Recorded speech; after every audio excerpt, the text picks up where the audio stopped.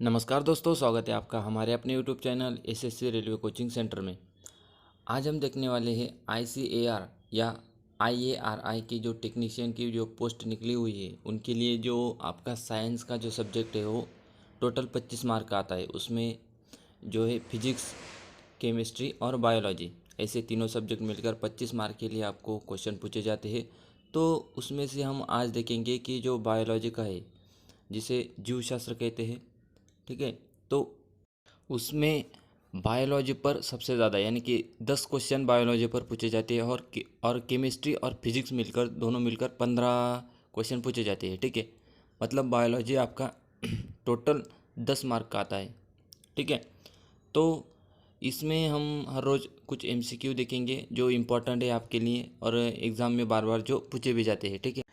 Science ऐसा subject है जो हर एक एग्ज़ाम में पूछा जाता है, सिर्फ आईसीएआर में नहीं। आप देख सकते हो जो भी वनडे एग्ज़ाम होती है, जैसे कि आरआरबी ग्रुप डी, एनटीपीसी, जो एसएससी की एग्ज़ाम है, उस पर भी साइंस पर खास करके बहुत ज़्यादा फोकस दिया जाता है। तो साइंस आपको सिर्फ आईसीएआर के लिए नहीं, सभी सब्जेक्ट के मतलब जो सभी एग्ज़ाम है उनके लिए अगर आप पढ़ के रखते हो तो बहुत ही आपको फ़ायदा पहुँचाता है, ठीक है। तो अगले कुछ 10-12 लेक्चर होंगे। 10 लेक्चर में हम पूरा जो बायोलॉजी है वो ख़त्म कर देंगे। उसके बाद केमिस्ट्री, फिजिक्स, ऐसा करके धीरे धीरे सब ख़त्म कर देंगे साइंस का जो है, ठीक है। तो ज़्यादा बड़ा वीडियो नहीं रखते हैं, 10 मिनट या 12 मिनट के बीच में हम वीडियो रखेंगे, ठीक है। तो चलिए, आपका जो पहला क्वेश्चन है शुरू करते हैं हम अभी। तो पहला क्वेश्चन है जीव विज्ञान यानी कि बायोलॉजी। मैं बीच बीच में आपको जो हिंदी शब्द है उनका अंग्रेज़ी भी बताता चलूँगा, ताकि आपको जो पेपर में आप जब एग्ज़ाम में बैठेंगे तो आपको कोई दिक्कत ना हो, ठीक है। तो जीव विज्ञान यानी कि बायोलॉजी शब्द प्रयोग सर्वप्रथम किसने किया था या किस वैज्ञानिक ने किया था? तो इसका जो पहला ऑप्शन है वो है अरस्तु। दूसरा जो ऑप्शन है वो है बी, वो है लैमार्क। सी है विटाकर और डी है कार्ल लिनियस। तो आपको अगर आंसर पता है तो आप पहले वीडियो रोककर कमेंट बॉक्स में आंसर दीजिए, ठीक है। तो इसका जो आंसर हो जाएगा वो है ऑप्शन नंबर बी, यानी कि लैमार्क, ठीक है। तो उन्होंने 1800 जो एक में शब्द प्रयोग किया था जीव विज्ञान का, और उन्हीं के साथ एक और वैज्ञानिक थे, ट्रेविनेरस, ठीक है। तो ये दोनों ने मिलकर जीव विज्ञान का सर्वप्रथम उल्लेख किया था। अगले क्वेश्चन की ओर चलते हैं। अगला क्वेश्चन है सिस्टीमा नेचर, ठीक है। सिस्टीमा नेचराe यह किताब किस वैज्ञानिक की है? इस बार मतलब इस टॉपिक पर इतनी बार क्वेश्चन पूछा गया है कि ये आपको बिल्कुल रट के रखना है। मतलब बहुत ही वेरी वेरी इंपॉर्टेंट ये पॉइंट है। तो जो ए ऑप्शन है ट्रेविरेनस, बी है पुरकिंजे, सी है रॉबर्ट हुक और सी है, और आपका जो मतलब डी है वो है कार्ल लिनियस। तो आपको सही आंसर बताना है। तो इसका जो सही आंसर है वो है ऑप्शन नंबर डी, यानी कि कार्ल लिनियस की ये किताब है, ठीक है। तो कार्ल लिनियस को ही जो है फादर ऑफ मॉडर्न टैक्सोनॉमी भी कहा जाता है, यानी कि आधुनिक वर्गीकरण के पिता। ये भी आपको बिल्कुल याद रखना है। जो मैं आंसर में जो कुछ इंफॉर्मेशन बताता हूँ वो भी महत्वपूर्ण होती है। अगला क्वेश्चन है तीसरा वाला, जीवधारियों का पांच जगत वर्गीकरण किस साल में हुआ? ऑप्शन ए है 1910 में, ऑप्शन बी है 1950 में, ऑप्शन सी है 1900 यानी कि 1969 में, और 19 मतलब जो ऑप्शन डी है वो है 1980 में। तो आपका जो आंसर हो जाएगा वो है ऑप्शन नंबर सी, ठीक है। जो 1900 मतलब 1969 में जो है पांच जगत वर्गीकरण हुआ था, और उस वो किसने किया था? तो वो किया था आर एच विटाकर ने। ये भी आपको याद रखना है। तो ये क्या थी? पांच जो है मोनेरा, प्रोटिस्टा, पादप, कवक और जंतु, ये वर्गीकरण आर एच विटाकर ने किया था। ये भी आपको याद रखना है। तो अगला क्वेश्चन है जीवद्रव्य यानी कि प्रोटोप्लाज्म, इसमें सबसे ज़्यादा मात्रा निम्न में से किसकी होती है? ये आपको बताना है, ठीक है। ऑप्शन ए है ऑक्सीजन की होती है, बी है कार्बन, सी है हाइड्रोजन और डी है नाइट्रोजन। तो आपको इसका सही आंसर जो है वो कमेंट बॉक्स में बताना है, ठीक है। तो इसका जो सही आंसर हो जाएगा वो है ऑप्शन नंबर ए। तो आप देख सकते हैं यहाँ पर प्रतिशत में मैंने लिख भी दिया है कि कौन कौन से कितने तत्व जीवद्रव्य में यानी कि प्रोटोप्लाज्म में होते हैं। तो जो ऑक्सीजन है वो है 76%, कार्बन है 10.5%, हाइड्रोजन 10% और नाइट्रोजन है 2.5%। ये भी आपको याद रखना है, कभी कभी आपको डिक्रीज या इंक्रीज ऑर्डर में जो करने के लिए भी आ सकते हैं। तो पांचवा क्वेश्चन जो है हमारा वो है कोशिका के अध्ययन को क्या कहा जाता है। तो आपको जो लुसेंट की बुक है उसमें मिलेंगे 10-12 है, वो आपको बिल्कुल याद रखने हैं। तो इसमें ऑप्शन ए है एंथोलॉजी, बी है पोमोलॉजी, सी है साइटोलॉजी और जो ऑप्शन डी है माइकोलॉजी।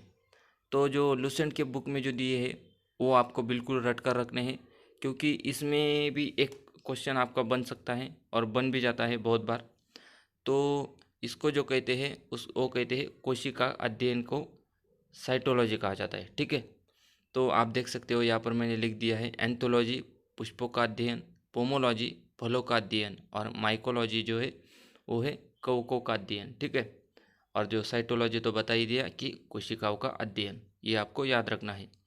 अगले क्वेश्चन है हमारा छठा क्वेश्चन। तो कोशिका शब्द का प्रयोग सर्वप्रथम किस अंग्रेज वैज्ञानिक ने किया था।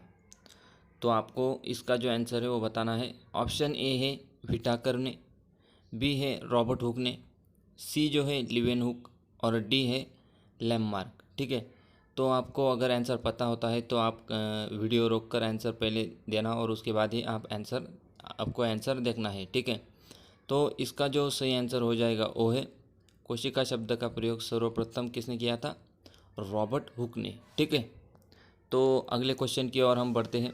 अगला जो हमारा सातवां क्वेश्चन है वो है जीवद्रव्य में लगभग कितने प्रतिशत जल होता है। तो इसका जो ऑप्शन है हमारे, ए है 60%, बी है 70%, सी है 40% और जो आपका डी है वो है 80%। तो आपको आंसर अगर पता है तो आप कमेंट बॉक्स में जो आंसर है वो आप दे सकते हो। तो इसका जो आंसर हो जाएगा वो है डी। जो जीवद्रव्य होता है, जो प्रोटोप्लाज्म होता है हमारा, उसमें जो जल की प्रतिशत है 80%। तो अगला क्वेश्चन है हमारा आठवां। यूकैरियोटिक में कोशिका भित्ति किससे बनी होती है। ठीक है, जो यूकैरियोटिक कोशिकाएं होती है उसमें जो आपकी कोशिका जो भित्ति है वो किससे बनी होती है, जिसे कहते हैं सेल वॉल। ए है हिस्टोन, बी है सेलुलोज, सी है क्रोमेटिन और डी है इनमें से कोई नहीं। तो इसका सही आंसर हो जाएगा ऑप्शन नंबर बी। जो सेलुलोज है उससे कोशिका भित्ति बनी होती है यूकैरियोटिक सेल्स की। ठीक है, तो हमारा जो अगला क्वेश्चन है नौवां, कोशिका के प्रकार कितने हैं। ठीक है, तो ऑप्शन ए है 3, ऑप्शन बी है 5, ऑप्शन सी है 2 और ऑप्शन डी है 6। तो आपको इसका आंसर देना है कमेंट बॉक्स में। ठीक है, तो इसका जो सही आंसर हो जाएगा वो है आपका ऑप्शन नंबर जो है वो है सी। ठीक है, तो 2 प्रकार की जो है कोशिकाएं होती हैं। तो पहली है प्रोकैरियोटिक और दूसरी है यूकैरियोटिक। ठीक है, ये भी आपको याद रखना है। तो चलते हैं अगले क्वेश्चन की ओर। जो लास्ट का क्वेश्चन है 10वां। सबसे छोटी कोशिका किस जीवाणु की होती है, ये आपको बताना है। जो ऑप्शन ए है वो है शुतुरमुर्ग की, बी है कुत्ते की और जो सी ऑप्शन है आपका वो है माइकोप्लाज्म गैलीसेप्टिकम की और डी जो ऑप्शन है आपका इनमें से कोई नहीं, यानी कि जो ऊपर दिए हुए उनमें से किसी की भी सबसे छोटी कोशिकाएं नहीं होती है। तो जो आपको अगर आंसर पता है तो कमेंट बॉक्स में ज़रूर आंसर देना है आपको। तो उसका जो आंसर है वो है ऑप्शन नंबर सी, यानी कि माइकोप्लाज्म गैलीसेप्टिकम। ठीक है, और सबसे बड़ी अगर आपसे पूछते हैं तो वो है शुतुरमुर्ग की कोशिका होती है। ठीक है, इस वीडियो में इतने क्वेश्चन देखते हैं। अगला जो वीडियो होगा उसमें हम थोड़े क्वेश्चन बढ़ा देंगे। ठीक है, तो अगर आपको वीडियो पसंद आता है तो वीडियो को लाइक करें, शेयर करें और चैनल को जो है सब्सक्राइब ज़रूर कर लें। ठीक है, तो जो साइंस सब्जेक्ट है आपको पता होगा कि ये सभी एग्ज़ामों में पूछा जाता है। कि आप चाहे कौन सी भी एग्ज़ाम उठाकर देख लीजिए, आपको साइंस पर बहुत सारे क्वेश्चन मिलते हैं। ठीक है, जो खास करके 1 डे एग्ज़ाम होते हैं उनमें तो साइंस पे खास फोकस दिया जाता है। ठीक है, तो चैनल को आपको सब्सक्राइब करके रखना है। मैं जल्दी ही अगला वीडियो लाऊंगा। ठीक है, वीडियो देखने के लिए धन्यवाद।